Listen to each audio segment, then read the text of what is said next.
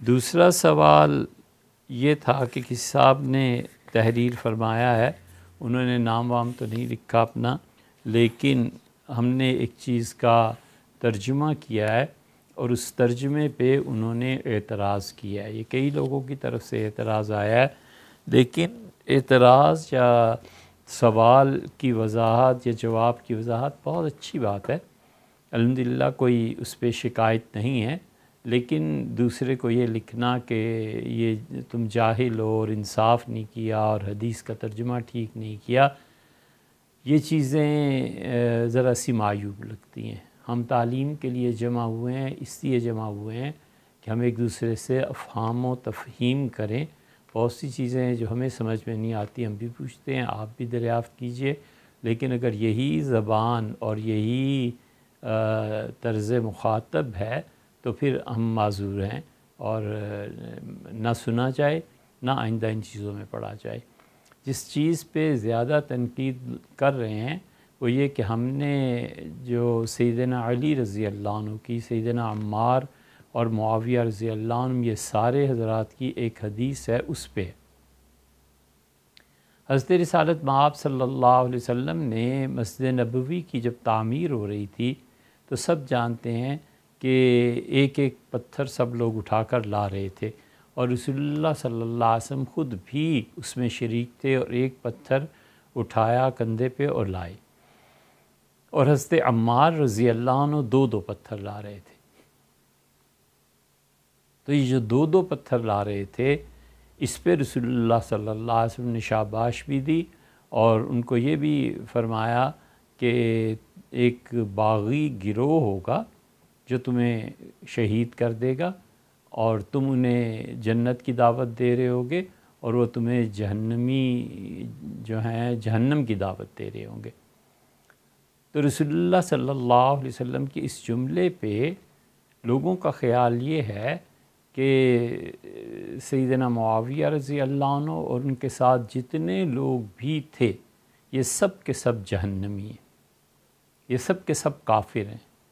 کیونکہ یہ جہنم کی دعوت دینے کے لیے اٹھے تھے اور سیدنا علی رضی اللہ عنہ سے ٹکرائے تھے۔ ہم مختلف باتیں بغیر کسی ترتیب کے عرض کر دیں کہ بالکل صاف اور واضح اہل سنہ کا جو مسلک ہے، ہم ہمیشہ ٹھیٹھ انہی کا مسلک بیان کرتے رہے ہیں۔ ہم کل بھی امیر المومنین سیدنا علی رضی اللہ عنہ اور ان کی اولاد کے ساتھ تھے، ہم آج بھی ان کے ساتھ ہیں، اور ہم اسی پہ قائم ہیں کہ اللہ تعالیٰ انہی کے جھنڈے تلے قائم رکھے اور اللہ تعالیٰ موت تک اس راہ راست پہ جو اہل سنہ کا طریقہ ہے وہ اپنائے رکھے، اور اللہ تعالیٰ اسی پہ موت دے۔ سیدنا علی رضی اللہ عنہ کے حق میں ہونے پہ کوئی شبہ ہی نہیں ہے جو اس پہ ہم اگلی بات کریں، اور یہ اچھی طرح معلوم ہے کہ حضرت معاویہ رضی اللہ عنہ نے کیا اجتہاد کیا تھا، کیا وہ مجتہد تھے؟ ایک تو اہل سنہ نے ہر جگہ لکھا ہے نا کہ مجتہد تھے اور اجتہاد میں ان سے خطا ہوئی، اور شاید آپ کو معلوم نہیں ہے کہ خود حنفیوں میں سے کچھ لوگ ایسے بھی بڑے بڑے نام مل جائیں گے جو بخاری اور ہدایہ کے شارحین ہیں، بڑے بڑے لوگ ہیں جن کی شخصیت اتھارٹی ہے حنفی فقہ میں۔ ہمیں سب معلوم ہے کہ انہوں نے حضرت معاویہ رضی اللہ عنہ کو مجتہد ماننے سے ہی انکار کر دیا ہے، ان کا وہ کہاں سے مجتہد آئے؟ اس سب چیزوں کے باوجود، حضرت عمار رضی اللہ عنہ کی شہادت کے باوجود، ہم سرے سے اس بحث کا دروازہ کھولنا ہی نہیں چاہتے، کیونکہ لوگوں کی زبان درازی ہوگی اور معاویہ رضی اللہ عنہ کی صحابیت کا کوئی شرف باقی نہیں رہنے دیا جائے گا۔ ابھی 2-3 دن پہلے دنیا کے ایک بہت بڑے عالم دین، جن کے ہزاروں نہیں لاکھوں پیروکار ہیں اور ہمیشہ انہیں سنتے ہیں، ان کے ایک بہت ہی محترم نائب نے ان کی تقریر بھجوائی۔ ہم تو حیران رہ گئے اسے سن کے کہ انہوں نے بٹوین دا لائنز حضرت معاویہ رضی اللہ عنہ کو اور ان کے ماننے والوں کو کافر قرار دیا ہے۔ ہم اللہ کی پناہ مانگتے ہیں کہ صحابہ کرام رضی اللہ عنہم کے بارے میں ایسی زبان استعمال کی جائے، ایک طرف وہ بھی شیعہ حضرات کے مخالف ہیں اور دوسری طرف جس شد و مد سے وہ بیان آج کل کر رہے ہیں، یہ طریقہ بھی مناسب نہیں ہے۔ ہم بیک وقت ناصبی اور شیعہ دونوں کو گمراہ سمجھتے ہیں، سیدھی سی بات۔ اہل تشیع کی بہت سی چیزیں ہیں جہاں وہ ہمیں گمراہ سمجھتے ہیں، ہم انہیں گمراہ سمجھتے ہیں، اور نواصب کی بہت سی چیزیں ایسی ہیں جس پر ناصبیوں کو ہم گمراہ سمجھتے ہیں اور وہ ہمیں گمراہ سمجھتے ہیں۔ نواصب اور ناصبیت صرف اس کا نام نہیں ہے کہ وہ حضرت معاویہ رضی اللہ عنہ کی تعریف کرتے ہیں اور معاویہ رضی اللہ عنہ کو امیر المومنین سیدنا علی رضی اللہ عنہ پہ ترجیح دیتے ہیں۔ یہ ناصبیت پھر آگے چلتی ہے، جب وہ اس میدان سے اتر کر پھر حدیث پہ آتے ہیں تو حدیثیں تو اس کے خلاف ہیں، پھر وہ حدیث کا انکار کرتے ہیں، پھر وہ ام المومنین حضرت عائشہ رضی اللہ عنہ کی تزویج کے وقت عمر کیا تھی پھر اس کا انکار کرتے ہیں، وہ آہستہ آہستہ پھر احادیث کا انکار کرتے ہیں، پھر بخاری کا انکار، پھر یہ اور پھر وہ، اور ہوتے ہوتے وہ اس درجے تک پہنچ جاتے ہیں کہ رسول اللہ صلی اللہ علیہ وسلم کے چچا حضرت ابو طالب کا صاف انکار کرتے ہیں کہ انہوں نے کوئی حصہ نہیں لیا تھا حضور صلی اللہ علیہ وسلم کی دعوت میں، تبلیغ میں، ان کی رسالت کو عام کرنے میں، نشر کرنے میں، یہ سب چیزیں۔ اور پھر وہ اس سے بھی آگے بڑھتے ہیں اور معاذ اللہ حضرت رسالت پناہ صلی اللہ علیہ وسلم کے والدین پر بحث کرنا شروع کر دیتے۔ ہم بری اور بیزار ہیں۔ حال ہی میں ایک مفتی صاحب ہیں راولپنڈی کے، انہوں نے کتاب لکھی ہے اور حضور اقدس صلی اللہ علیہ وسلم کے والدین کے متعلق جو روایات جمع انہوں نے کی ہیں اور جو کچھ کہا ہے، یہ زندگی میں پہلی مرتبہ ہوا ہے کہ ہم نے کہا اس کتاب کو لائبریری میں رکھنا ہی نہیں ہے، ہم دیکھنا ہی نہیں چاہتے، سننا ہی نہیں چاہتے جو یہ انہوں نے لکھا ہے۔ اللہ معاف کرے۔ بازی بازی باریش بابا بازی، بچوں کا کھیل ہوا، کھیلنا ہوا بچوں کا، تو کیا اب آگے بڑھ کے باپ کی داڑھی سے بھی کھیلنا ہے؟ حضور اقدس صلی اللہ علیہ وسلم پہ بھی تنقید کرنی ہے، ان کے والدین، ان کے چچا، ان کے نواسے، یہ سب لوگ ایسے ہیں جن میں یقیناً فرق ہے مراتب کے اعتبار سے، لیکن اس کا مطلب نہیں ہے کہ کسی ادنا سے ادنا چیز کی نسبت جو حضور صلی اللہ علیہ وسلم سے قائم ہے ہم اس کی بے اکرامی کریں، توہین کریں۔ ہم قطعاً اس روش کو ناپسند کرتے ہیں، نہ اس پہ چلتے ہیں۔ اب حضرت عمار رضی اللہ عنہ کا ذکر کیجئے، ان کا ذکر کیجئے، پیچھے امیر المومنین سیدنا علی رضی اللہ عنہ کا، اس خانوادے کا، اس گھرانے کا، ہم ان کے غلاموں کے غلام، لیکن اس کا مطلب یہ تو نہیں ہے کہ ہم ان کا نام لے کے اور یہاں حضرت معاویہ رضی اللہ عنہ وغیرہ وغیرہ جو حضرات بھی تھے ان کو کافر قرار دینے لگے، ان کو مرتد قرار دینے لگے، ان کو بے ادب قرار دینے لگے۔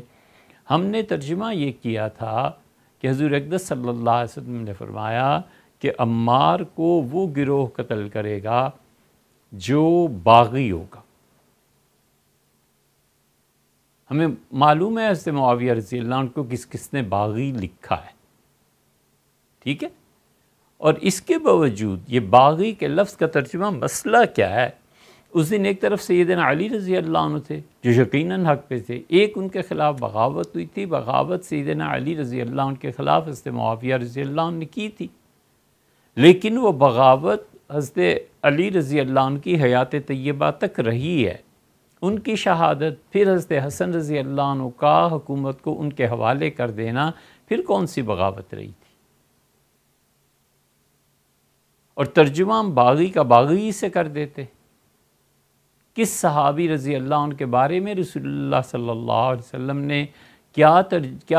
حدیث بیان کیا، وہ سیدھے سادھے پھر ترجمے کریں تو کون کہاں پہنچے گا؟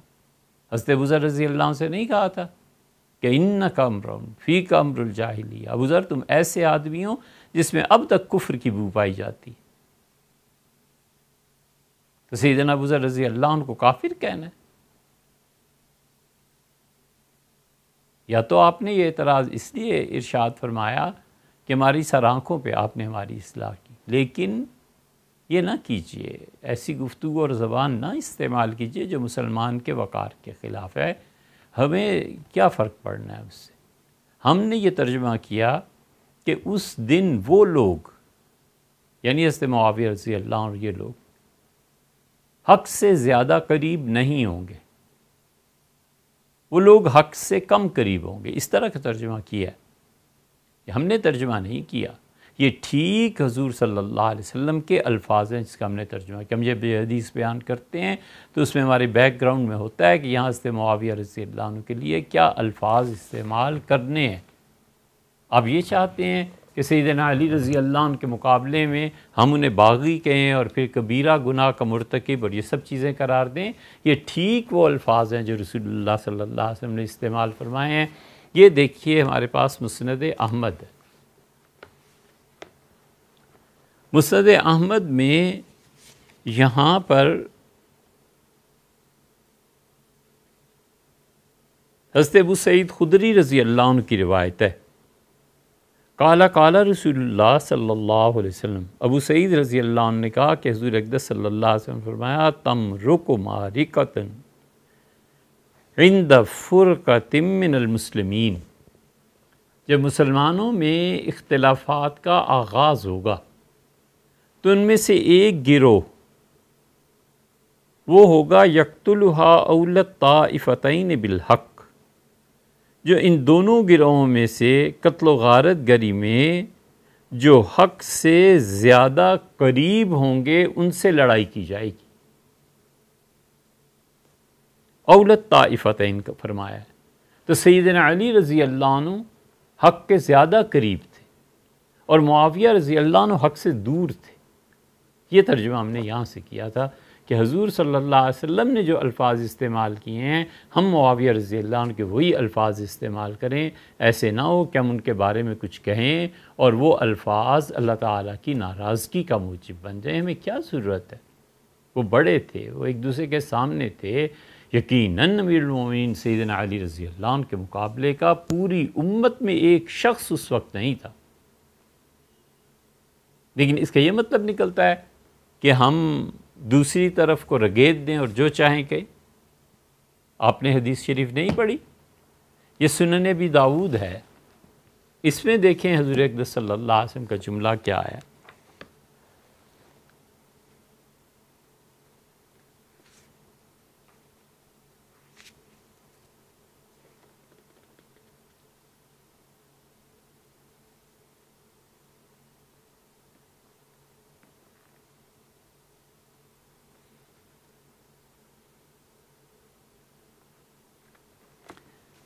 اس میں آیا ہے حضرت ابو سعید رضی اللہ عنہ کی یہی روایت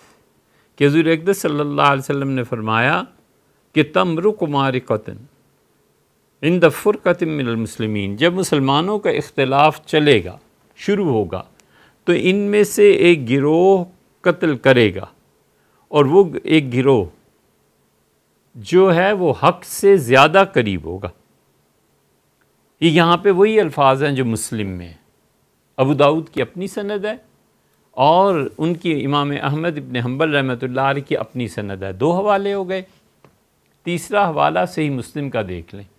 صحیح مسلم میں حضور اقدس صلی اللہ علیہ وسلم کے یہی الفاظ آئے اور زکوٰۃ کے باب میں آئے۔ قال رسول اللہ صلی اللہ علیہ وسلم، حضور اقدس صلی اللہ علیہ وسلم، تکون فی امتی فرقتان، میری امت میں دو فرقے بن جائیں گے، ایک سیدنا علی رضی اللہ عنہ کو مراد ہے اور ایک حضرت معاویہ رضی اللہ عنہ۔ کب یہ کون کہتا ہے؟ یہ محدثین ہی اس حدیث کی شرح میں کہتے ہیں کہ اختلافات کا آغاز چونکہ اس زمانے میں ہوا تھا تو دو بن گئے۔ فَيَخْرُجُ مِن بَيْنِهِمَا مَعْرِكَةٌ يَلِي قَتْلَهُمْ أَوْلَاهُمْ بِالْحَقِّ، اس میں قتل و غارت گری ہوگی، ایک گروہ حق کے زیادہ قریب ہوگا۔ ہم نے اسی کے برعکس ترجمہ کر دیا کہ ایک گروہ حق سے دور ہوگا۔ ہم نے کہاں کیا؟ یہ تو حضور اقدس صلی اللہ علیہ وسلم نے جو الفاظ ارشاد فرمائے ہیں عزت اور احترام میں صحابہ کرام رضی اللہ عنہ کے، ہم نے وہی الفاظ کا اردو میں ترجمہ کر دیا۔ یہ تین ہو گئے۔ یہ مشکل الآثار بھی دیکھ لیجئے، امام طحاوی رحمۃ اللہ علیہ کی یہ شرح مشکل الآثار ہے۔ وہ کہتے ہیں حضرت ابو سعید خضری رضی اللہ عنہ نے کہا کہ حضور اقدس صلی اللہ علیہ وسلم نے فرمایا کہ دو گروہ آپس میں لڑیں گے اس وقت جب اس امت میں اختلافات کا دور آئے گا اور ان میں سے ایک گروہ حق کے زیادہ قریب ہوگا تو دوسرا گروہ حق سے دور ہوگا نا، اسی کو کہا ہے۔ معنوی ترجمہ امام طحاوی رحمۃ اللہ علیہ کہتے ہیں کہ یہ وہ لوگ ہیں جن کی ہم نے تعویل کی ہے قاتلہم علی، سیدنا علی رضی اللہ عنہ سے اور ان کے ساتھیوں سے انہوں نے جنگ کی ہے، اور حضور اقدس صلی اللہ علیہ وسلم نے جو وعدہ فرمایا تھا وہ پورا ہوا ہے، اور ھذا من خصائص التی اختص اللہ عز وجل بہا خلفاء رسول، اور یہ وہ چیز پیش آئی تھی جسے اللہ تعالیٰ نے خاص کیا تھا حضور اقدس صلی اللہ علیہ وسلم کے خلفاء کے ساتھ، الراشدین، وہ راشد تھے، یہ سیدنا علی رضی اللہ عنہ، المہدیین، وہ ہدایت پر تھے رضوان اللہ علیہم، فکانت ھذہ من خصائص علی وہو منہ، جو گروہ حق کے زیادہ قریب تھا یہ خصوصیت ہے اس گروہ کی کہ وہ حق کے قریب تھے، اور یہ سیدنا علی رضی اللہ عنہ اسی گروہ میں سے تھے، وَلَمْ تَكُنْ لِغَيْرِهِ مِنْهُ، اور جو گروہ حق کے زیادہ قریب نہیں تھا امیر المومنین رضی اللہ عنہ کے ساتھی اس میں سے نہیں تھے،